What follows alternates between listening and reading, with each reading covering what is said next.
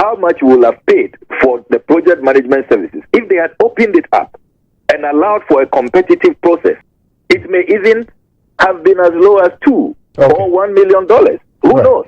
Right. So all of what is going on at the Bank of Ghana under Governor Addison confirms the fact that the Bank of Ghana is where it is, bankrupt, insolvent, because of this kind of leadership. Inept, lawless, reckless, corrupt leadership. That is why I am fully endorsing the Addison must go protest, the Occupy Bank of Ghana protest, because it is just incredible. It's unbelievable what we are discovering. So beyond supporting the protest and also calling on Ghanaians to join Occupy Bank of Ghana and all of that, exactly what are you also going to do to demand answers with regards to the discoveries that you have made? So, as I normally do with every expose, I will escalate this matter in Parliament. I will file a motion demanding a probe. And I am going to continue. This is just the beginning. I will be putting out part 2 later on. And ultimately, we need to have a formal inquiry into these matters. People have to be sanctioned. And if we can have some retrievals of our money, we must.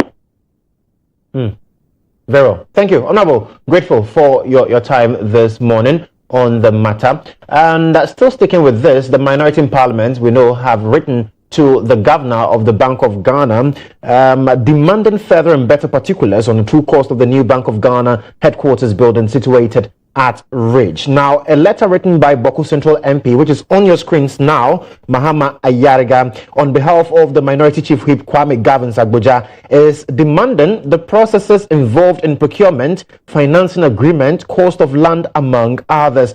It comes in the wake of recent controversies surrounding the decision by the central bank to put up a new structure claiming its current one is unfit for purpose and unlikely to withstand any tremor. Now, despite this clarity, the central bank has come under intense fire relating to the cost of the project as well as the timing. So you can see that letter on your screens now. Let me read excerpts of that. And it says that I am instructed by Engineer Kwame Gavin Sagboja, the representative of the Adaklu constituency and chief whip of the National Democratic Congress caucus in Parliament, to write to you to request the following information. And one is the processes involved in the procurement of the construction of the new headquarters building of the Bank of Ghana, currently under construction at Ridge in Accra, and the contractors involved in the construction. Please provide names of consultants and project managers.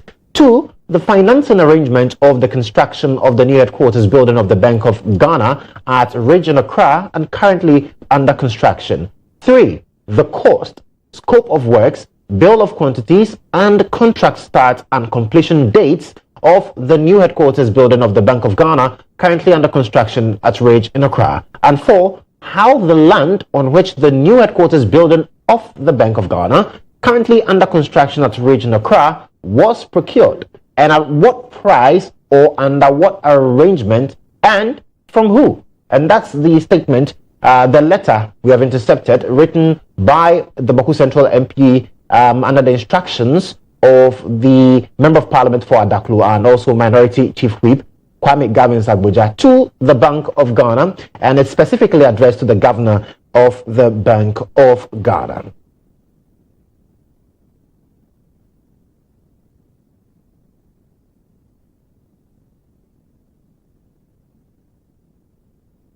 Now, let's do some more stories. And the High Court in Accra has adjourned to August 31, 2023 to confirm or otherwise the special prosecutor's request to confirm seizure of Madam Cecilia Abna Dapa's property, which is the subject matter of corruption-related investigations. This was after lawyers of the OSP and Madam Cecilia Dapa advanced copious arguments for and against the originating motion filed before Justice Edward Chum, who is the vacation judge at the Financial and the Economic Court. Let's speak to Mutala Inusa. He is the legal affairs correspondent for EIB, and he has joined me on the phone lines now. Murtala, exactly what can you tell us on this particular matter? A lot of people are interested in what happened in court today. Well, Joshua, it's been a case of a very long argument from lawyers of the special prosecutor led by Dr. AC Dotufo, and also a completely inquiry, a rebuttal from lawyers of Madam Cecilia Dapa. And what I can tell you now is that the position of the special prosecutor, who has been speaking or arguing for the past over 1 hour, was the fact that whatever they discovered in the home of Madam Cecilia Dapa and the husband, the special prosecutor was of the considered view that there was a tainted property, and so they had that particular mandate to investigate Madam Cecilia Dapa. And the steps that it has taken primarily is to ensure that bank accounts and certain assets belonging to Madam Cecilia Dapa and the husband are actually investigated. For this reason, they are asking that the steps that they have taken should be affirmed by the court by way of seizure of those property, by way of bank accounts and other money that were discovered. In fact, it was indicated the physical sums of money that were taken from the home of Madam Cecilia Dapa, other belongings, they both in dollars and in cedis, they were all mentioned here in court. Now, if you look at the argument of opposition from lawyers for Madam Cecilia Dapa, they were straightforward and say the fact that an amount of money was found in the home of Madam Cecilia Dapa doesn't mean that it is a tainted money, as was being argued by lawyers or the special prosecutor. For this reason, they are asking the court. And in fact, one of the things that he also pointed out was that if you look at the time frame within which the special prosecutor filed this particular regulation motion, they were out of time. Meaning out of time means that the court should not even listen to the substantive matter or the merits of that particular case. Justice Edward GHOne, who is currently presiding over this matter, has adjourned the matter to the 31st of August to deliver each ruling. But Joshua, I must tell you that one interesting characteristic of today's sitting was a virtual exercise. The vacation court are sitting virtually. So even we journalists who are here to cover the case, we were not allowed into the courtroom to monitor whatever was happening. We were asked to join via the video link on the Judicial Service website, and that is how we all managed to follow the proceedings as argued. But what I can tell you is that the case has been adjourned to August 31st for the ruling or as whether or not the court would affirm the seizure steps taken by the special prosecutor or not. Well, Murtala, thank you so much for the updates there.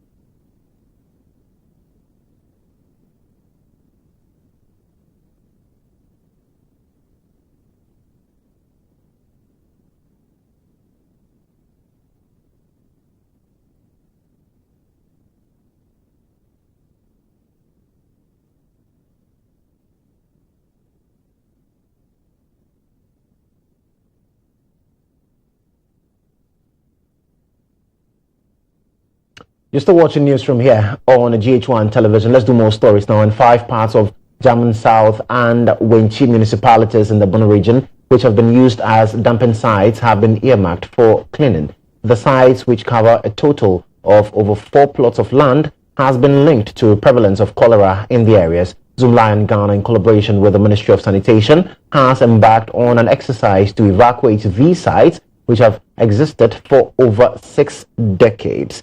Now, Edith Imborate reports.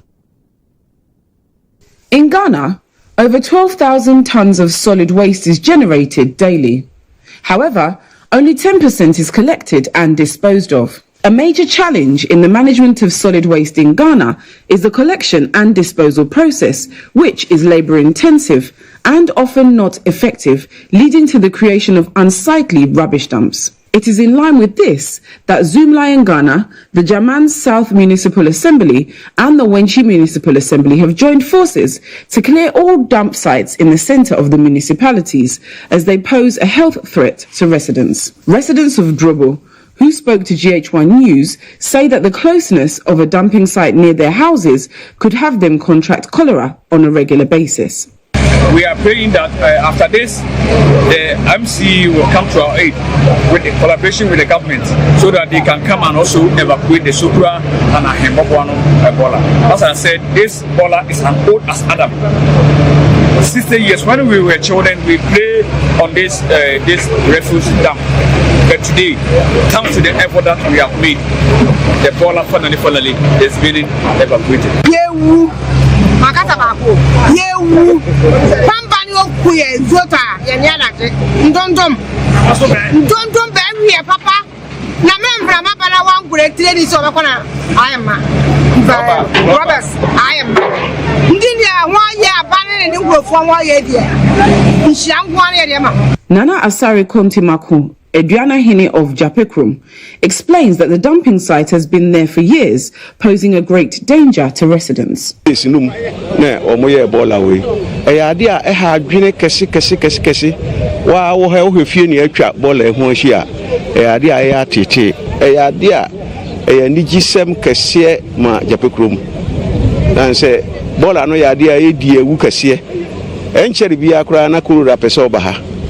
Nti saa anamon we a yewura Andrews Bediako na assemblyman na amo true no eyade a ye ni GHOne kese. The German South MCE Andrews Bediako, for his part, said after the place is cleared, the assembly will place waste bins and refuse containers for residents to dump and pay a token for the maintenance of the place. Initially, our area was a district, but now we are a municipal. Therefore, when you get to a municipal, the challenges become enormous, and they have to increase the containers that we have in the municipality. And they have agreed that they will do that. I hope when we put it here and educate the people they need for them to dump, even we will create what we call pay as you dump. And I think when we are able to educate the people, when we sensitize them enough, I think they will comply. They are human beings, but I believe in education. If we do that, definitely that's the problem that we have in this area will be a thing of the past. The clearing of the first dump site is expected to take place in 7 days,